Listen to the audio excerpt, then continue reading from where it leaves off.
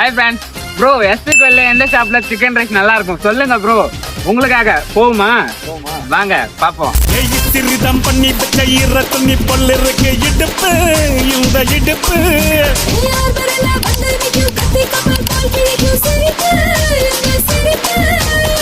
ரெண்டு சுப்பருக்கு ரெண்டு பேருக்கு செத்துக்கிட்டா எம்மாத்துக்கு மேட்ட ஒண்ணு போட்டுக்கிட்டா